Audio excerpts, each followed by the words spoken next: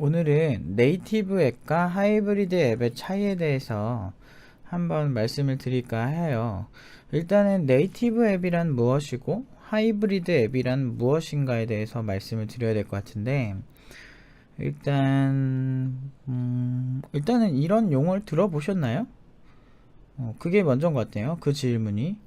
이 용어들이 주로 어디서 나오냐면 이렇게 구인구직 사이트나 아니면 이제 개발자 커뮤니티 같은 데서 나올 것 같아요.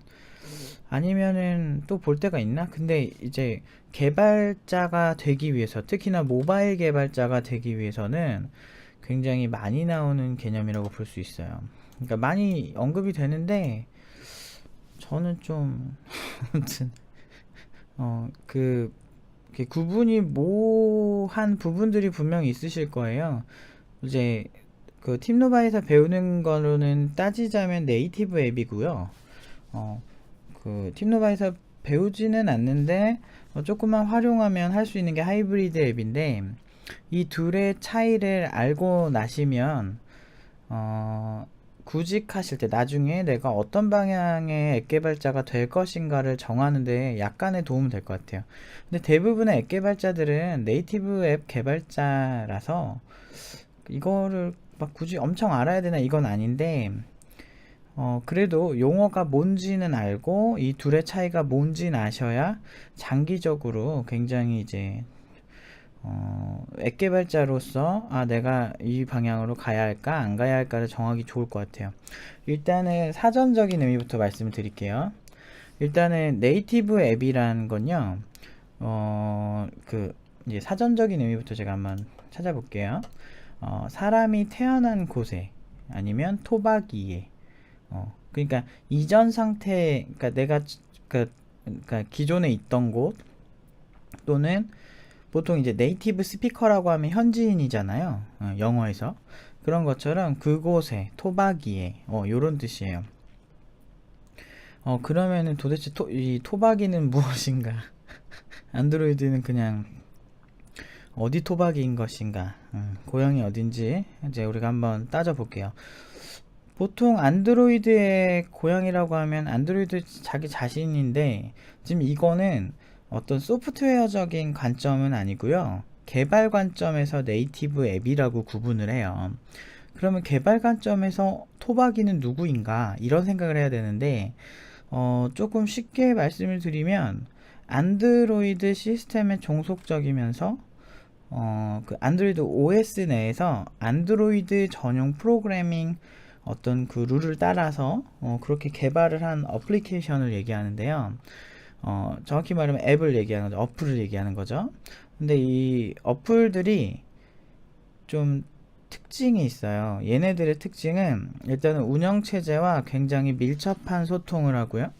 그리고 운영체제라고 하면 안드로이드 그 내부에서 운영체제와 시스템 자체에서 그냥 조금 더 시스템 내부의 어떤 많은 기능들을 직접 사용할 수가 있어요. 그게 장점이고, 속도가 상대적으로 좀 빠른 경향이 있고요. 그래서 뭐 어떻게 이거를 정리를 어떻게 해볼까? 그냥 일반적인 앱들이라고 보시면 되는데, 사실은 일반적인 앱들 중에서도 하이브리드 앱이랑 약간 섞인 앱들도 많아서 제가 대표적인 앱을 좀 말씀드리면, 뭐가 있을까? 뭐 카카오톡도 네이티브 앱이에요. 이런 건데 좀 더 운영체제에 가까운 앱이다. 그래서 이 운영체제와 운영체제에서 지원하는 안드로이드 공식 홈페이지에서 지원하는 어떤 그 API라고 하는 어떤 기능들을 직접 이렇게 접근하는, 운영체제와 좀 더 밀착된, 아까 운영체제와 토박이에 좀 더 가까운 프로그래밍 언어라고 보시면 돼요. 그래서 상대적으로 속도가 빠르다, 이런 장점이 있고, 운영 체제 자체의 기능들을 좀 더 다양하게 쓸 수 있다라는 게 장점이긴 해요. 근데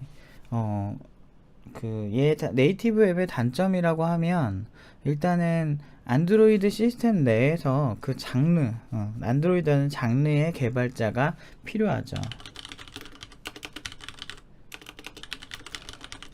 필요하고 그 개발자는 그 개발만 개발만 할 수 있다.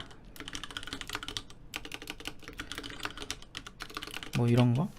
그 개발자는 그 개발만 할 수 있다. 물론 이제 팀노바 친구들은 멀티 플랫폼이라 뭐 특별히 뭐 이것만 한다 뭐 그런 건 아닌데, 일반적인 경우에는 보통 이제 자기 플랫폼만 하는 경우가 많아요. 그래서 제 생각에는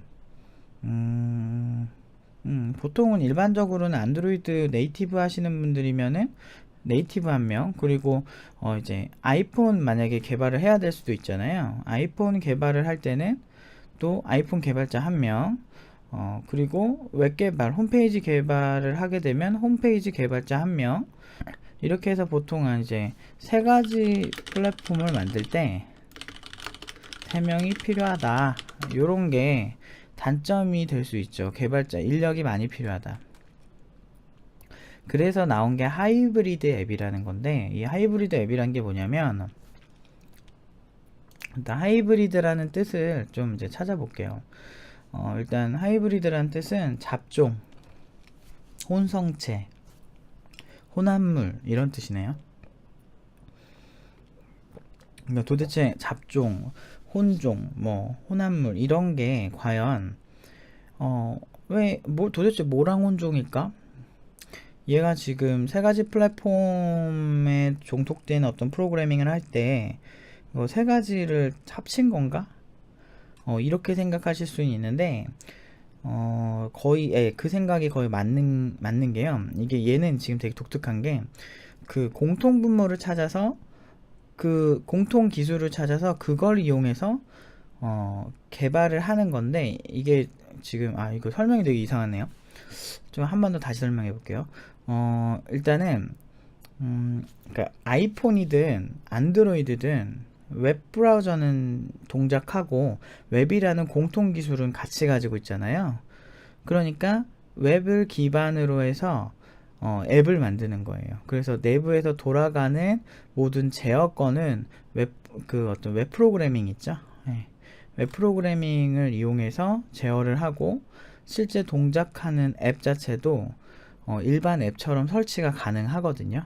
하지만 눌러보면은 내부에서는 웹으로 동작하고 막 로딩 바가 되게 막 돌고 뭐 이런 경우가 있어요. 그러니까 이게 되게 설명하려니까 조금 어렵네요. 그러니까 이 뭐가 혼종이냐면, 예를 들면 안드로이드와 웹이 혼종이 되어서 그렇게 좀 껍데기는 안드로이드인데 웹과 혼종되는 경우, 그 다음에 껍데기는 아이폰인데 웹과 그러니까 혼동돼서 일단 한 개발사가 세 가지 플랫폼에서 개발을 하는데 내부 프로세스는 거의 동일하고 껍데기만 좀 다르게 해서 안드로이드, 그러니까 이렇게 만든 거예요.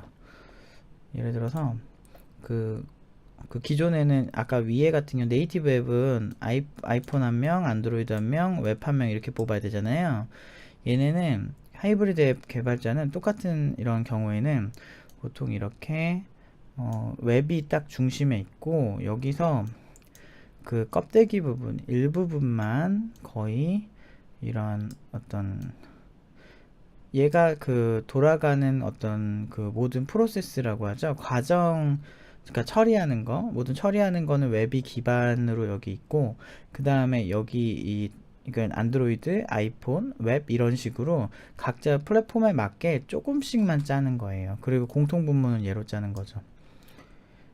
그러면 장점이 뭐냐면, 일단은 그 하이브리드 앱 자체에서 말하는 장점은 이거예요. 생산 시간이 굉장히 줄어든다. 그리고 개발자가 많이 필요하지 않는다.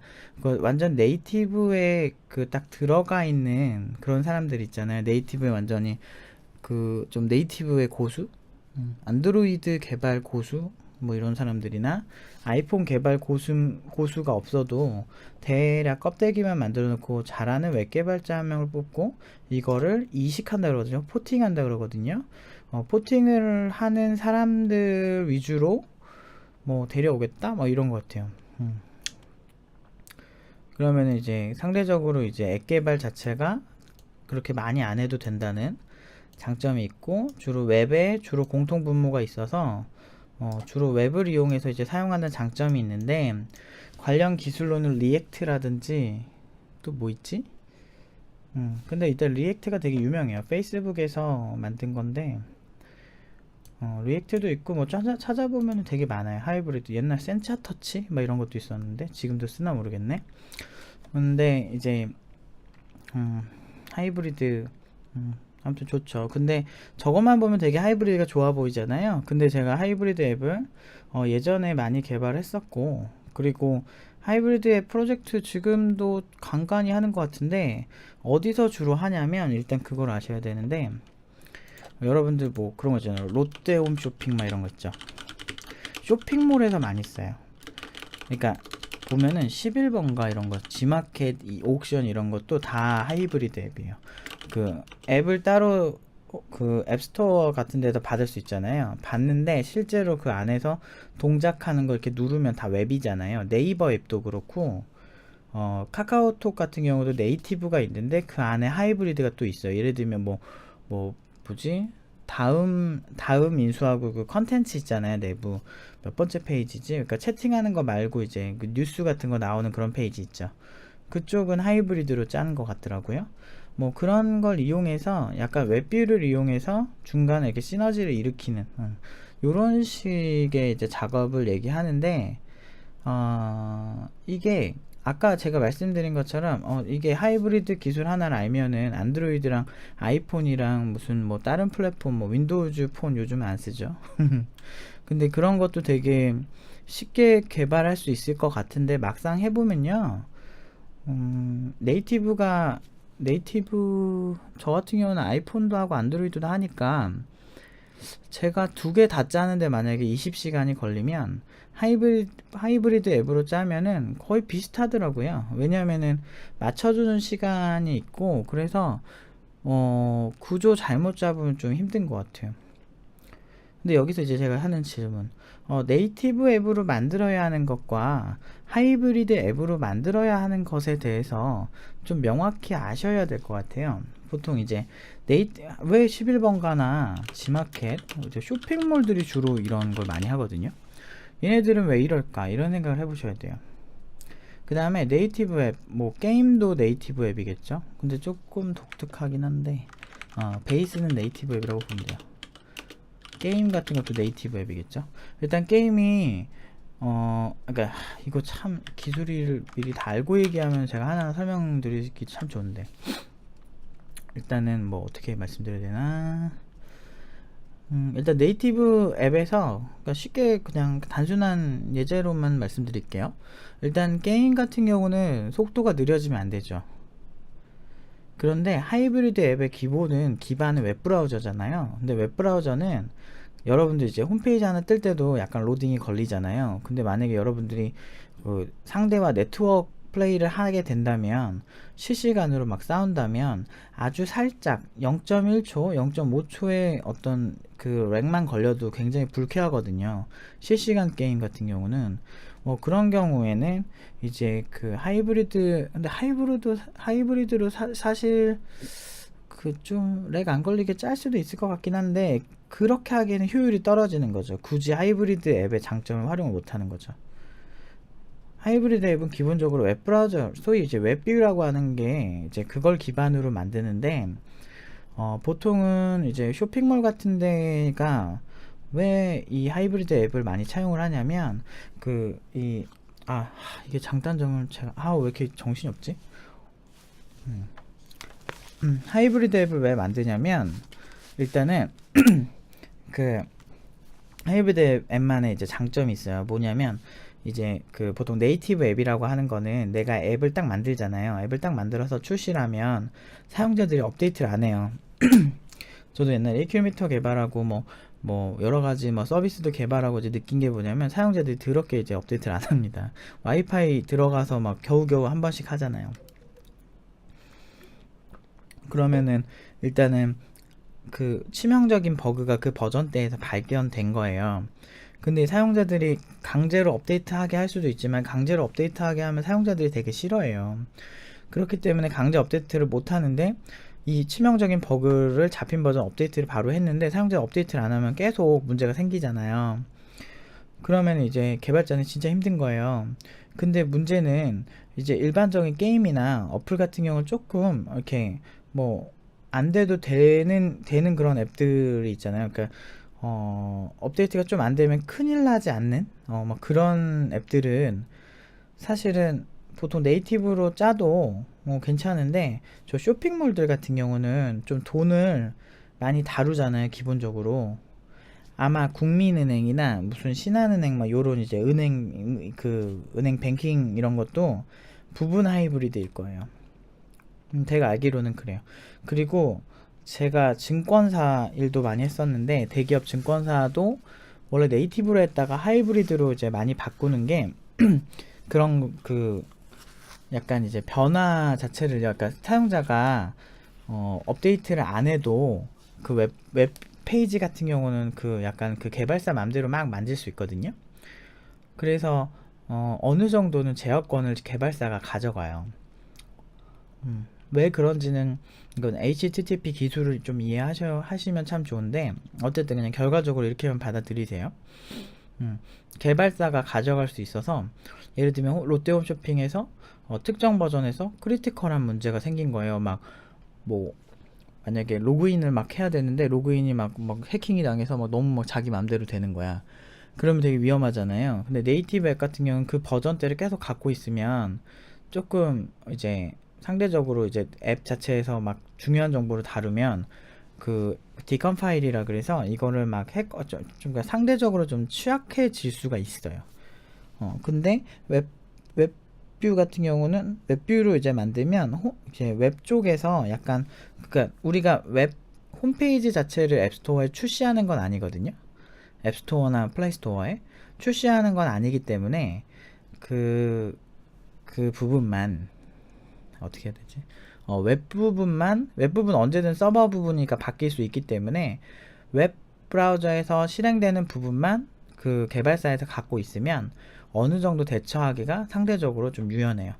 예를 들면 앱이 있는데 앱에서 화면 그냥 메인 화면만 그러니까 예를 들면 그거다.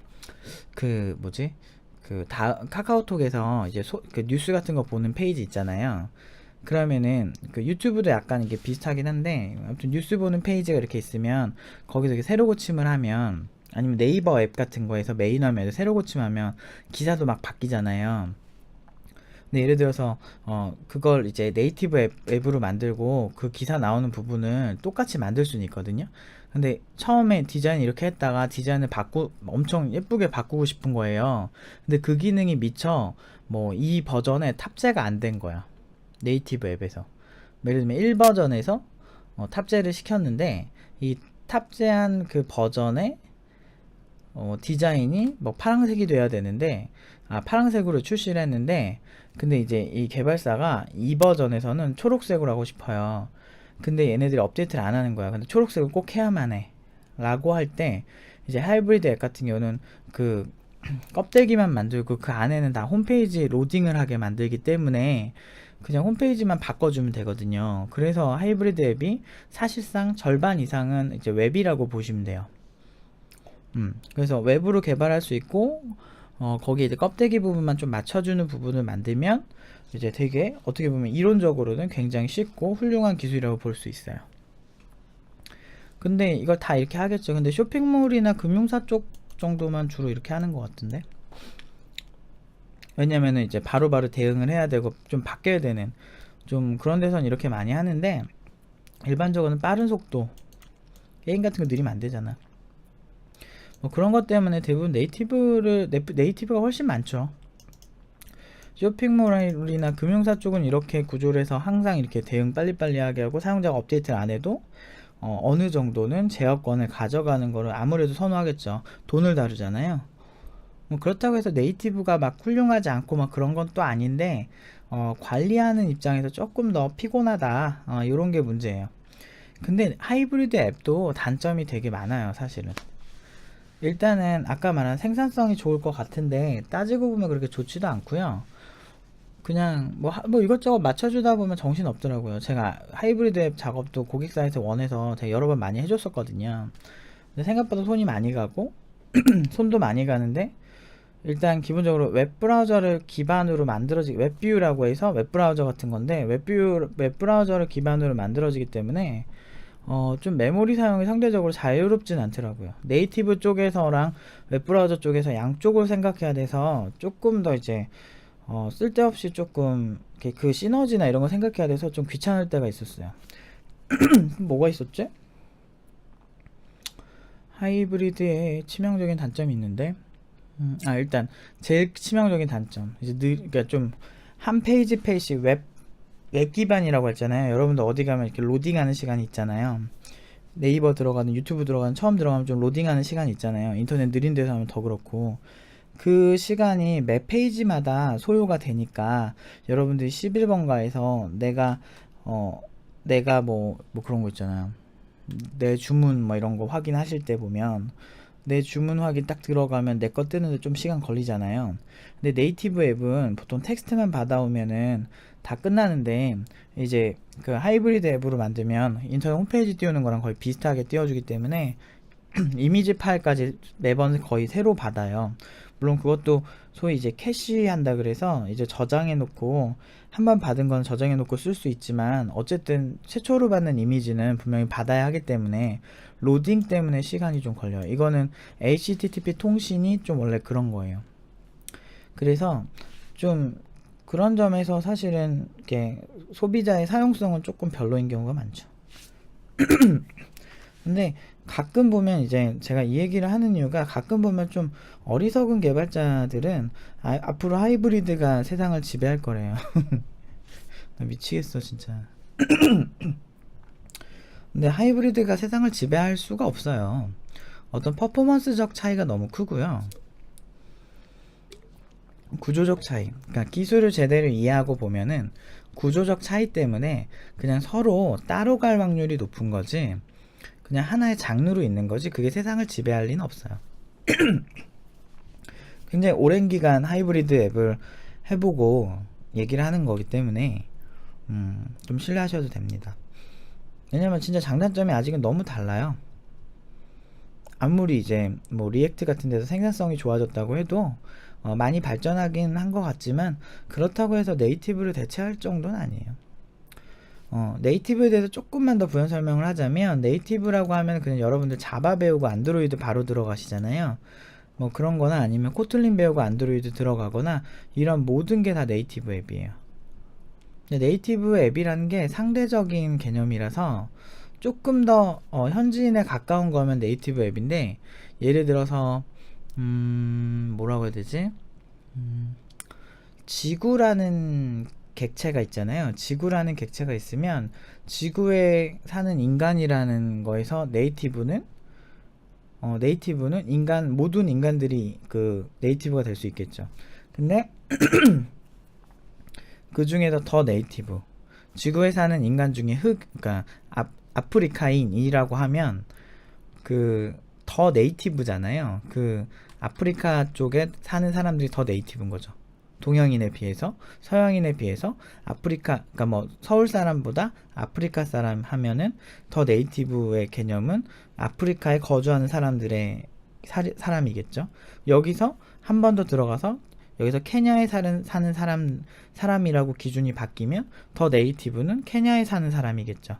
아프리카 뭐 남아프리카 공화국 이런 데서 사는 사람들은 상대적으로 케냐에 사는 사람이라는 기준에서는 네이티브가 아니죠. 조금 이렇게 어려우실 수는 있는데 제가 설명이 좀 그지 같아서 그런가? 뭐 대충 알아들으세요. 무료잖아. 유료였으면 존나 열심히 했어요. 아주 농담이고요. 최대한 열심히 하는데 이게 되게 생각보다 잘 안 되네요. 어쨌든 그래서 뭐 대충 들으세요. 그냥 뭐 어쩌겠어. 모르겠으면 한 번 더 질문해 주시고요. 그럼 제가 다시 도와드릴게요. 일단은 네이티브라는 개념이 그런 거다 보니까 조금 더, 그럼 여기서 자꾸 네이티브가 뭘까라고 생각을 하면은 기준이 중요해요. 근데 보통 이제 앱이라고 하면 어플인데 어플에 조금 그 네이티브가 무엇일까 보면 좀 시스템에 가까운 걸 뜻하겠죠. 하이브리드 앱이라는 거는 상대적으로 시스템과 그 무언가가 섞여 있는 거겠죠. 그래서 OS 레벨에 좀 더 가까운, OS와 좀 더 친숙한 이런 걸 얘기하고, 예를 들면 이런 게 좀 프로그래밍에서도 좀 다른 개념으로 쓰일 때가 있어요. 이거는 사실 이건 왕초보용인가? 조금은 아는 사람들 용 영상이라서 아마 이 영상을 보시면은 좀 뭔 개소리야 이런 소리 하는 사람 많을 텐데, 적당히 알아들으세요. 일단 뭐 나중에 상식이 생기면은 한 번 더 이거 보시면 아 이게 이런 차이구나 라고 느끼실 수 있는데, 뭐 가끔 이제 네이티브 디벨롭먼트 킷이라고 해서 NDK라는 기술이 나중에 여러분들 안드로이드 공부하시다 보면 나중에 좀 나와요. 그때는 또 상대적인 개념이 또 적용이 돼서 뭐 그때는 자바나 코틀린 같은 이제 안드로이드를 만드는 언어보다 조금 더 메모리를 직접적으로 다루는 기술인 C 또는 C++를 네이티브라고 칭하는 경우도 있어요. 그래서 이름이 네이티브 디벨롭먼트 킷이에요. 그러니까 네이티브 개발 키트 이렇게 개발 도구들 뭐 이런 식으로 표현하는 경우도 있는데, 그거는 나중에 제가 NDK란 무엇인가라는 주제로 그리고 왜 써야 하는가에 대해서 한번 정리할 기회가 있으면 정리 한번 해드릴게요. 어쨌든 오늘 다시 이제 최종 정리할게요. 네이티브 앱은 일반적으로 여러분들이 사용하는 앱들인데 좀 더 웹에 의존적이지가 않고, 그러니까 웹브라우저처럼 웹브라우저는 보통 한 페이지를 딱 열 때 이미지 파일이나 이런 것들을 다 이제 새롭게 불러오는 경우가 많거든요. 근데 그런 게 없고 그 통신을 똑같이 하더라도 딱 텍스트만 딱 갖고 와서 뿅 뿌려주는, 나머지는 이제 앱에서 별도로 처리하는 게 이제 네이티브인데 보통 일반인 분들이 이거를 잘 구분을 잘 못하세요. 근데 보통 이제 장점은 좀 더 시스템에 가까워서 조금 더 속도가 빠르고, 그리고 뭐 개발 생산성도 이제 보통 개발 생산성도 그렇게 나는 하이브리드랑 차이는 안 나서, 근데 뭐 그 사람들이 주장하는 바에 의하면 하이브리드보단 조금 개발 생산성이 좀 느리고 좀 개발자를 많이 필요로 한다 이런 거. 일단은 여기서 제가 동의하는 건 개발자가 세 가지 플랫폼이면 개발자가 좀 더 많이 필요로 할 것 같다라는 라는 건 좀 동의를 하겠어요. 요런 부분. 그래서 개발 생산 비용 여러 플랫폼을 할 때죠. 만약에 그냥 안드로이드 하나만 할 거면 굳이 이렇게 하이브리드를 할 필요가 있나 싶지만, 큰 기업들은 하이브리드를 쓰는 이유가 아까 말한 어떤 그 모든 플랫폼을 이제 하나에서 제어할 수 있다 이런 장점 때문에 쓰고요, 하이브리드를. 그리고 또 왜 쓰지? 그리고 이제 제어권 좀 더 업데이트 이후에 제어권을 가져올 수 있다라는 장점도 있고, 하여튼 그래서 하이브리드 앱을 만드는 거예요. 아, 왜 이렇게 정리가 안 되지? 이게 아무것도 모른다라고 생각을 하고 설명을 하니까 조금 힘드네요. 그래서 어느 정도 개발 상식이 있고 저한테 설명을 다시 들으시면 훨씬 제가 더 바로 직관적으로 이해되게 말씀드릴 수가 있는데 조금 어렵네요. 한 번만 더 정리 다시 해볼게요. 네이티브 앱이란 건 일반적인 앱인데 게임처럼 또는 이제 웹브라우저를, 그러니까 웹뷰를 이용해서 만들지 않는, 서버로 통신해도 그냥 따로 통신하고 이제 홈페이지 상에서 화면을 로딩하는 그런 형태가 아닌 거고, 그리고 각각 언어별로 각각의 플랫폼에 맞춰서 만들어야 돼요. 뭐 안드로이드면 자바에서 만들고, 자바 안드로이드 공부한 개발자가 필요하고, 아이폰이면 iOS와 어떤 스위프트라든지 뭐 이런 그 OS 자체에 대한 프로그래밍 언어를 또 공부를 해서 그 룰에 맞춰서 만들어줘야 된다는 거. 그래서 아이폰 개발자 따로 필요하다는 거. 그 다음에 웹까지 출시를 한다면 웹 개발자가 따로 필요해서 개발자가 3명이 필요하게 되는 경우가 많다는 거. 요런 게 이제 좀 단점이고, 그래서 개발 생산 비용이 좀 더 높다. 하지만 빠르고 좀 더 OS 친화적이고 훨씬 사실은 좋죠. 여러모로 빠르고 좋죠. 그리고 메모리 효율도 좀 더 높다고 보고요. 메모리 관리도 상대적으로 OS 영역의 메모리만 신경 써도 되니까 상대적으로는 저는 좀 더 쉽다고 봐요.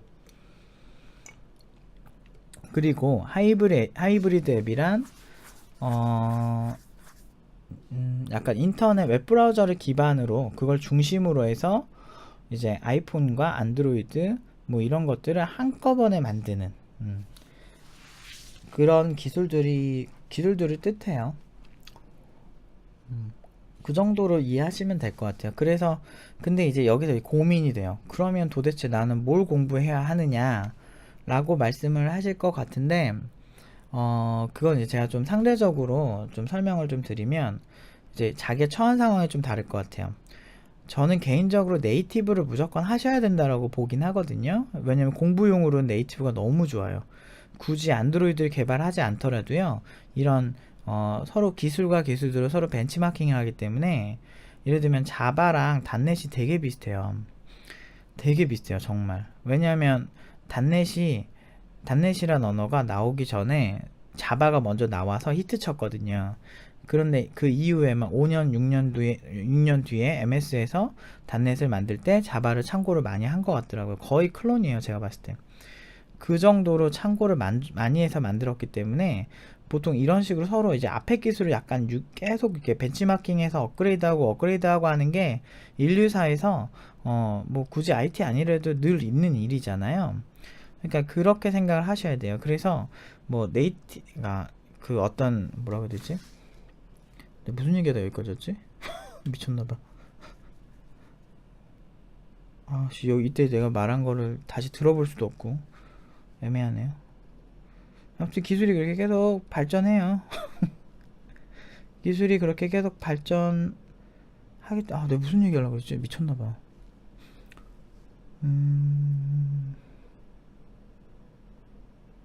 아무튼 이렇게 다시 정리할게요. 아무튼 대략 이해되셨을 거라고 생각을 하고요. 일단은 네이티브 앱을 공부를 하세요. 맞다. 생각났어요. 죄송해요.